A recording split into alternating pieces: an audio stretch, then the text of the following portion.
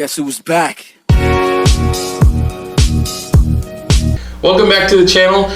Today we have one last draft video right before the draft that we wanted to get out, and it is the Cowboys Tradeback options if they decide to go that route in the upcoming draft this Thursday. So we're going to get into that, but before we do, please subscribe to the channel. If you like NFL and Dallas Cowboys content, hit the subscribe button around this area right here, and stay tuned for more content, especially after the draft. We're going to have a lot to talk about.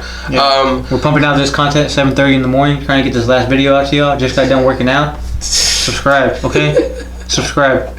But so let's get into it. So the Cowboys trading back. This has been in the news since I believe it was Sunday or Monday. The report came out. It was from ESPN's Jeremy Fowler saying that the Cowboys have done a lot of homework on Yetur Gross-Matos, the defensive end from Penn State, who we mentioned already in the past, and that he would be a candidate for the Cowboys if they decided to trade back. So, and as we hear more news, we hear from Peter King that they're interested in Cesar Ruiz, a center from Michigan, and also a trade back or a trade back in the first round scenario, as he has it.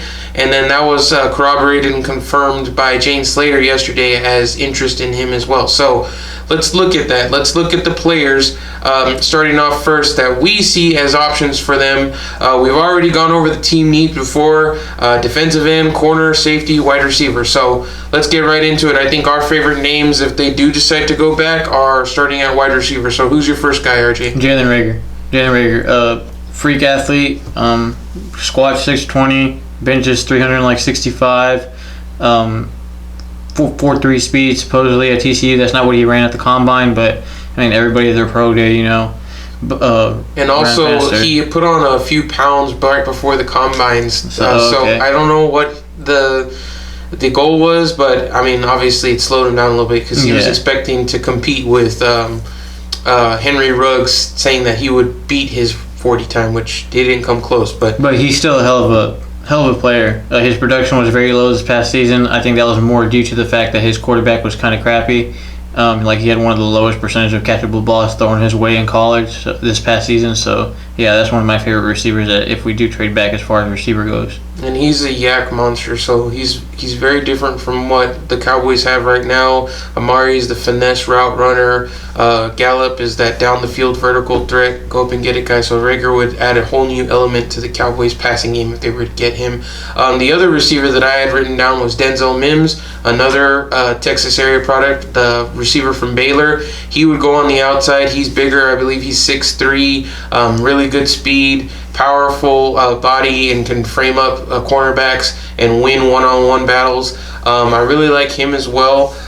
He's different from Reagor, but they both have that competitive nature, or the competitiveness at the catch point that you like to see from a first-round receiver, and I would be very happy with either of those guys being selected in a trade-back scenario. Also, Reagor did come out and say that Dallas has been the team that has talked to him the most.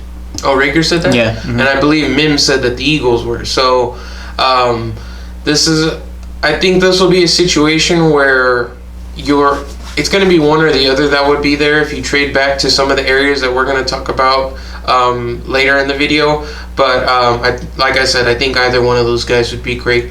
One last offensive guy that I wanted to mention is Cesar Ruiz, the center/guard from Michigan. Peter King reported last week on it, and then he reiterated again yesterday. He did his own little mock draft, and he actually had the Cowboys trading back into the first round, selecting someone at 17 and then coming back into the first round to get Ruiz again. Now, I started to think about this a little bit more. So who was the first person to report on Mike McCarthy and his offseason project and all that? That was Peter King. Yeah. He was the guy who had the first interview. He talked to McCarthy, I think, for like 2 hours at his home, and I'm sure more than that off camera. So I think he's got a plugged-in source close to the coach, and he might have even more knowledge of where the Cowboys are leaning than anybody else. Mm-hmm. And then Jane Slater confirmed it yesterday, which she's very, very reliable as well. So I don't know. I mean, honestly, at the end of the video, I want to ask for RJ's prediction, but just prepare yourself for something relating with Ruiz possibly. Going into the defense, RJ, who's your first corner that you would consider in a trade back? I probably have to go with Terrell just because he seems more athletic. He's a little longer, lengthier, and is more he fits more schemes better. Diggs is more of like a man press guy. So Terrell's the guy that has been in the news all last week as a Cowboys Twitter freaking out that maybe the Cowboys would select him at 17. But I think overall, from what we've been hearing this week, I think the Cowboys are kind of already in the mindset that the apples of their eye are going to be a Henderson or a Chason, but I don't think they expect either of those guys to be there, which is why you're starting to hear the rumblings about the trade back and why we're discussing it now. So I think Terrell would be a realistic option in a trade back. Like RJ said, Trevon Diggs, the corner from Alabama, we've talked about him before. He's a little bit bigger. I think he's 6'2". He has the exceptional ball skills. Terrell, he's knocked because whenever he went up against elite competition like LSU in the championship game and other skilled wide receiver cores, he did struggle. But who didn't struggle against LSU? Trevon Diggs. If you pull up his tape, it's the same thing. I mean, Jamar Chase made fools of pretty much any corner he went up against this past year. So both of those guys will be in consideration at corner for them. And then, of course, the two safeties that have been in talks from the very beginning of this draft process, Grant Delpit and Xavier McKinney. Both of their stocks are slotted in right around that 17 to 32 area. You don't really know where they're going to fall. It just depends on which team values which more and which skill set. Some people have Delpit ranked in their top 10 overall players and McKinney on the bottom half of a top 100 and vice versa. It's just really all over the place with these safeties. And overall, I think you could say that draftniks don't really value that position on their team. But the Cowboys really do have a glaring hole there in the long term. So, and they haven't drafted a safety in the first round, since Roy Williams? And that was like, what was that, 2003, something like that? Yeah. So, or was Roy Williams maybe second round pick? I can't remember. But those are all the names. I'm going to run down them again. Jalen Reagor, receiver TCU. Denzel Mims, receiver Baylor. Yetur Gross-Matos, defensive end Penn State. AJ Terrell, cornerback Clemson. Trevon Diggs, cornerback Alabama. Grant Delpit, safety LSU. Xavier McKinney, safety Alabama. And then Cesar Ruiz, center Michigan. Those are all the names that I think the Cowboys have written on their chart, on their big board. And honestly, they may have some of these guys ranked as a pick that they would just pull the trigger on at 17. But I believe there's going to be a lot of takers to come up to 17 and select possibly quarterback, maybe receiver if somebody falls, like a Justin Jefferson. It just really depends. But there are a lot of potential suitors, starting off with Miami, the pick directly behind them at pick 18, but they also have pick 26. So Miami has a lot of draft capital. They may have already used this capital as once we get to this point, going up to pick 3 or higher, or moving all over. They can move all over the board wherever they want. But obviously, going back to like a 26, you could definitely get some good picks from them. They have picks all over this year and next year if you wanted to get something from them. The next team I have written down, the Vikings. They have 2 first-round picks this year. They have 22 and 25. 22 they got from the Bills in the Stephon Diggs trade. Mike Zimmer has a connection with the Cowboys. I believe he would be willing to take their call. And of all the teams that are going to mention today, I think that this is the most likely spot they could get back. And I think they could get any one of the guys that we've listed here at a 22 or a 25. Mm-hmm. And, I mean, hey, who knows? Maybe you could get both of them. Maybe there's somebody that they really, really like at 17 that they want to go up and get, and you move back, and maybe you have to give up your 3rd round pick or 2nd round pick, but you could potentially having their 2 first would be like phenomenal. Yeah. The next 2 right after the Vikings is the Patriots at 23. This is a scenario, these next 2 teams, as if a quarterback falls back, Love or Herbert. It just really depends. I don't know how they're going to value these quarterbacks, but the Patriots have a glaring need there. They have holes all over, though. So, and that they don't have very many picks. They don't have a 2nd round pick. Neither do the Saints. So both of these teams, you'd be essentially trading for their 3rd round pick and their 1st round pick. The Saints at 24, and then possibly a future pick, which doesn't help you now, but maybe you're looking at the Jamal Adams again next year, and then that could be firepower for that. But or maybe you do it this year. You never know. But the last team I've written is 28 Baltimore. If a receiver falls to 17 that Baltimore really likes, maybe they go up and get him. We heard that the Cowboys are dead set against taking a receiver at 17. That was from Mike Fisher, which is definitely not my favorite source or reporter, but he did say that.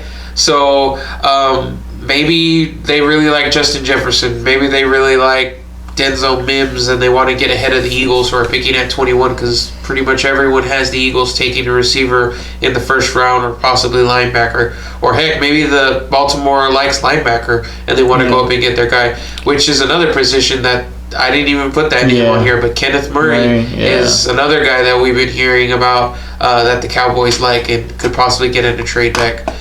So, RJ, are there any other teams? I mean, I want to talk about teams that could set up Dallas in a position where a player is at 17 for them, and I'll start off with San Francisco. They've fielded calls because they have some of the lowest draft capital. In this year's draft, they really don't have a lot of picks, so they're fielding some calls on 13.